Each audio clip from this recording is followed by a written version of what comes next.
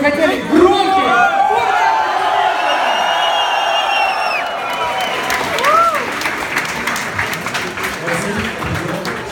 Спасибо большое, что нашел время на сегодня. Спасибо, что прилетел к нам.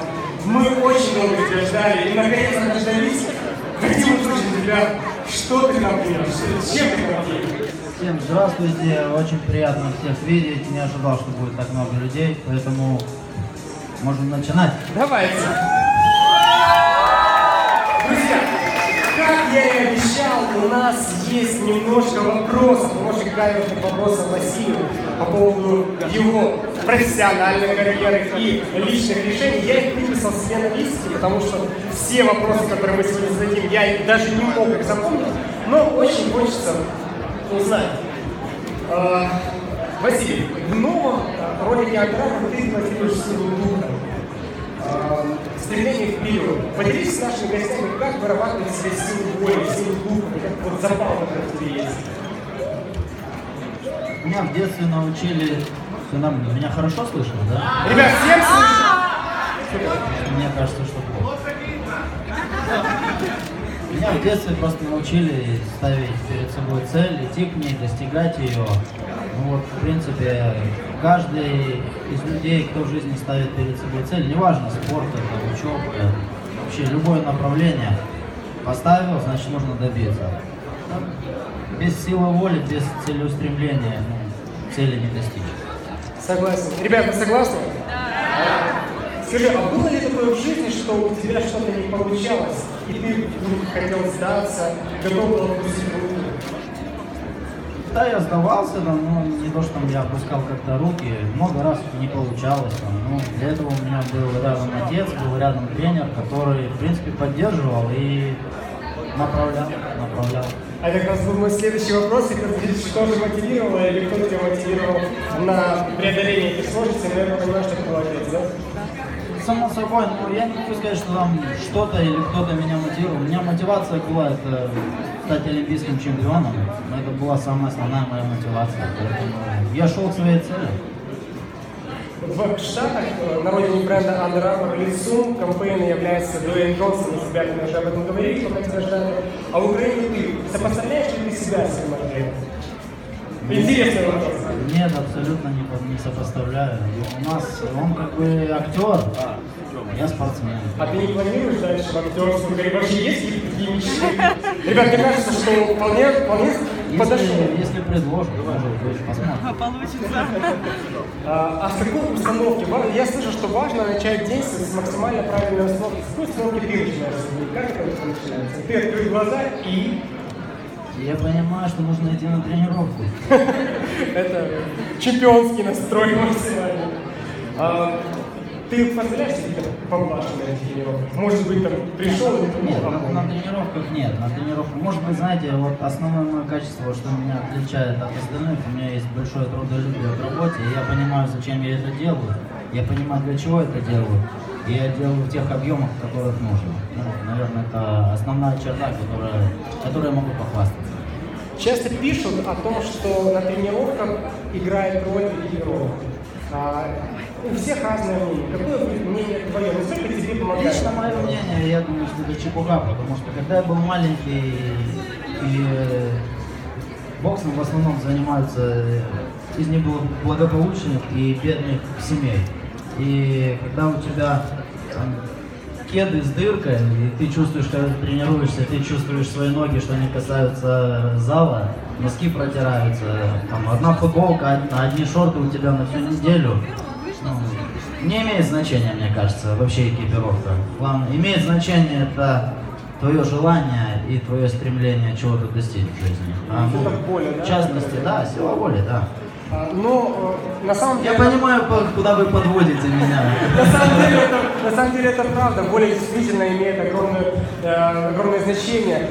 А вот если мы поговорим про наш любимый бренд. Нет, понятно, сейчас, когда есть возможность, если есть возможность у людей покупать качественную, удобную одежду, естественно, комфортная одежда – это часть успеха, потому что если ты одеваешь одежду и она тебе не мешает, а ты вообще не чувствуешь на себе, то это, наверное, помогает тебе работать, ты не обращаешь на это внимания. Если ты оденешь где-то футболку или там шорты, и у тебя что-то где-то колется, и ты постоянно это поправляешь, постоянно где-то что-то убираешь, то это тебя отвлекает, да. А вот компрессия, говорят, что компрессия влияет на выработку какую-то прям особую. Я не знаю. Это был мой вопрос, друзья, я на самом деле признаюсь, я просто было интересно спросить. А в чем твое понятие силы воли? Что для тебя сила воли? Как ты это представляешь? Сила воли. Ну, это сделать то, чего не могут остальные, и заставить себя там, где сдаются все остальные. Вот это и значит сила воли. Это интересная трактовка. Ребят, я думаю, что это достойно аплодисментов, потому что это крутая трактовка силы воли. Недавно снималась компания Will Finds a Way. Можешь рассказать немного про съемки?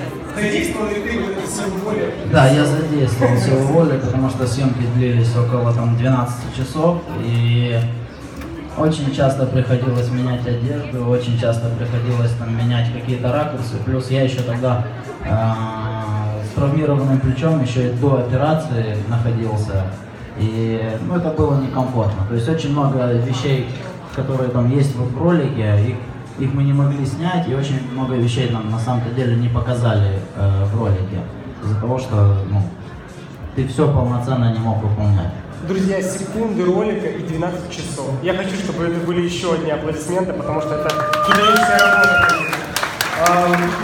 А когда вот ты тренировался, когда шел к успеху своему, когда достигал первые свои результаты, хотел ли ты быть примером для подражания? Может быть, для молодого поколения? И сейчас, может быть, у тебя есть такие амбиции? Когда я шел к этому, я об этом не думал. Сегодня, конечно же, я рад тому, что я являюсь каким-то примером для подрастающего нашего поколения. И я считаю, что все, кто являются публичными личностями, особенно спортсмены, они должны быть примером для нашей молодежи. Потому что именно спорт воспитывает в детях вот настоящих людей. Это правда. Кстати, пока мы тебя ждали, мы разговаривали с ребятами о том, что ты уже достиг очень больших регалий, у тебя есть очень крутые победы. Но мы сказали о том, что это только начало твоего творческого спортивного пути. О чем ты мечтаешь на будущие достижения? Какие достижения ты перед собой ставишь? Какие цели достижения ты перед собой ставишь? Каждый профессиональный боксер мечтает стать абсолютным чемпионом мира. Ну, я не исключение. Я хотел бы стать абсолютным чемпионом мира и завоевать все 4 чемпионских пояса. Это очень круто. Ребята, аплодисменты. Важна ли поддержка? Когда ты тренируешь силу воли, да, ты говорил, что у тебя были ситуации, когда ты хотел сдаться, но старался выработать в себе чемпионский характер и силу воли. И важна ли поддержка со стороны, как ты считаешь? Да, конечно важна. Очень важно, когда тебя поддерживает семья, когда она понимает то, что ты делаешь, и все работают на благо твоего результата.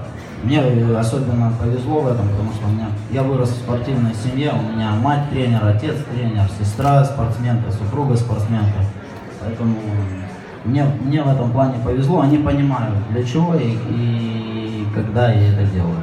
Ребят, совет вот всем существующим родителям от Васила Мачете: уделяйте время своим детям, наставляйте их, не отказывайтесь от общения и развивайте, потому что, как вы видите, каков был задаток, такой результат. То есть все благодаря родительской поддержке и опеке. Какие дни в году ты не пашешь с боксерской грушей? Есть? Да, есть, конечно, есть. Проходит бой, и после боя у меня есть месяц, когда я вообще не захожу в зал и вообще ничего не делаю из спорта. Вообще, я забываю про спорт на месяц. После этого я начинаю опять работать. Это какой-то межсезонье? Один раз. Это все, я же говорю, это все зависит. Вот.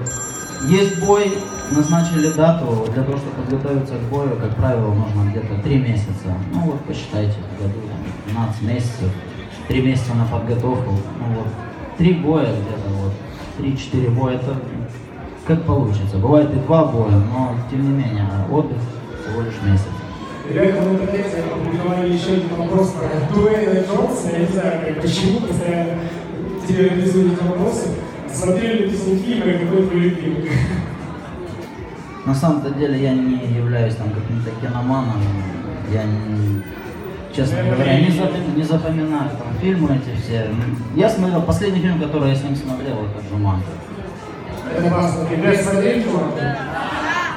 Как выглядит идеальный день чемпиона? Сколько тебе необходимо часов? Идеальный день чемпиона выглядит: ты спишь целый день и ешь целый день. Это как раз после боя, я знаю, когда это может быть. А в процессе тренировки, какая тренировочная программа? Да, но это не идеальный день. Тренировочная программа, ну, она выглядит примерно так. В 5 утра подъем, тренировка час, после этого приходишь. Специальная работа для боксерского IQ, около полчаса. Это работа с психологом спортивным.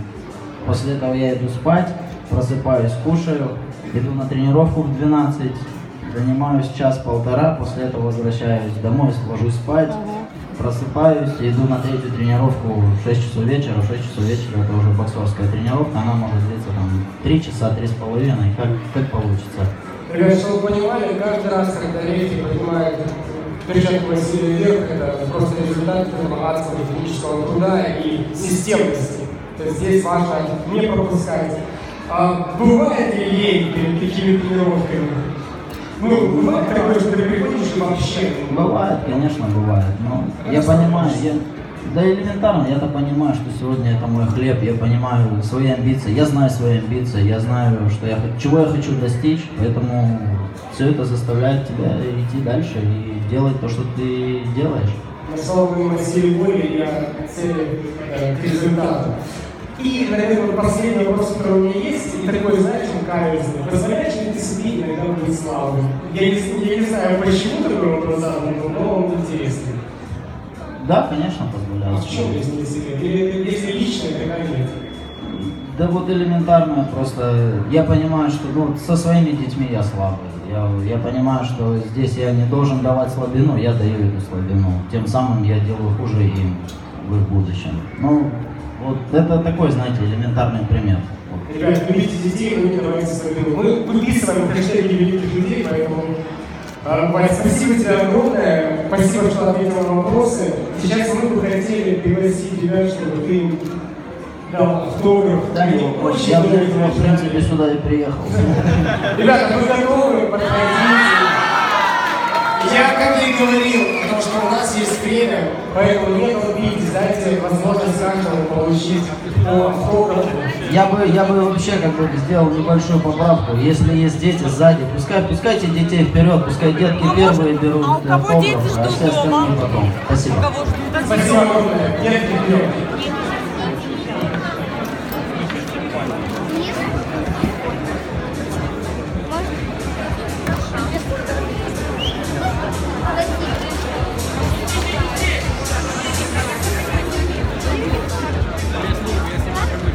Друзья, я напоминаю вам, что вы подходите, берете ваш экземпляр с автографом и проходите дальше. Детки у нас сегодня в приоритете, поэтому мы пускай идти вперед.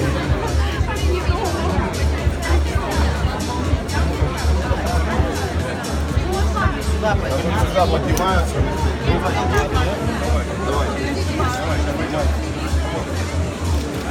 Друзья, я хочу попросить вас, когда вы получите этот автограф, это не просто автограф, помните то, о чем мы сегодня говорили, помните о тех секретах, которые мы делились с вами, потому что каждый этот автограф будет напоминать вам о том, что необходимо идти к своей победе, необходимо преодолевать свои